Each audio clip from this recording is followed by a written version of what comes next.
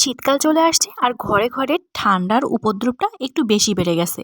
Hello everyone, আসসালামু আলাইকুম। আমি মিমি চলে আসলাম নতুন একটা রেসিপি নিয়ে আপনাদের মাঝে।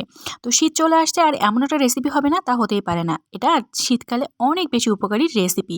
তো চলেন আজকে আমি বানাবো রসুনের আচার। তো রসুনের আচারটা কীভাবে তৈরি করতেছি সেটা আমি আপনাদের দেখিয়ে দিই। প্রথমে প্যান নিয়েছি, প্যানের মধ্যে এখানে শুকনো মরিচ নিয়েছি। শুকনো মরিচটাকে টেলে নিয়েছি। তারপর এটা একপাশে রেখে দিয়েছি। তারপর এখানে আমি দিয়ে দিয়েছি ৫ ফোড়ন, এলাচ আর একটু সরিষা। তারপর এটাকেও ভালোভাবে টেলে নিয়েছি। নিয়ে এটা ব্লেন্ডার জারে ব্লেন্ড করে নিব। যখন প্রয়োজন হবে তখন আমি এটাকে ব্যবহার করব। আর ২৫০ গ্রাম পরিমাপ এখানে আমি সরিষার তেল নিয়েছি। আর রসুনটাকে আমি ভালোভাবে খোসা ছড়িয়ে পানি ঝরিয়ে পরিষ্কার করে নিয়েছিলাম। আর কয়েক টুকরা কিন্তু মরিচও দিয়ে শুকনো মরিচ দিয়ে দিয়েছিলাম। তারপর রসুনটাকে আমি তেলের মধ্যে দিয়ে দিলাম। তারপর ভালোভাবে নাড়াচাড়া করতে হবে। আসলে এই আচারটা বানানোর সময় একটু এদিক ওদিক করা যাবে না, কারণ এদিক ওদিক করলেই কিন্তু এটা নিচে লেগে যাবে এবং আচারের টেস্ট নষ্ট হয়ে যাবে। তারপর আমি এখানে লবণ দিয়ে দিয়েছি পরিমাণ মতো, যে যেরকম লবণ খেতে পছন্দ করেন বা যেরকম পরিমাপ আপনার রসুনটা আছে সে মাপে। তারপর আমি ওই যে তেলে রাখা মশলাটা করে নিয়েছিলাম একত্রে, সেটা কিছুটা দিয়ে দিলাম আর বাকিটা রেখে দিলাম, ওটা পরবর্তীতে দিয়ে দিব।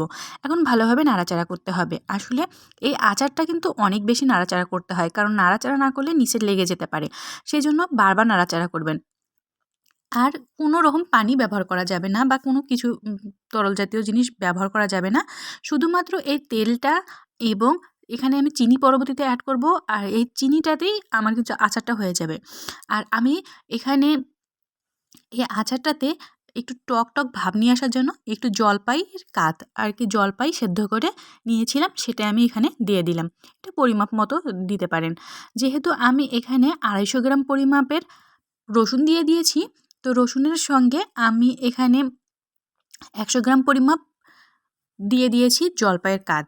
তারপর আমি এখানে চিনি অ্যাড করব। আর আস্তে আস্তে নাড়াচাড়া করতে করতেই দেখবেন যে একসময় সুন্দর একটা কালার চলে আসতেছে।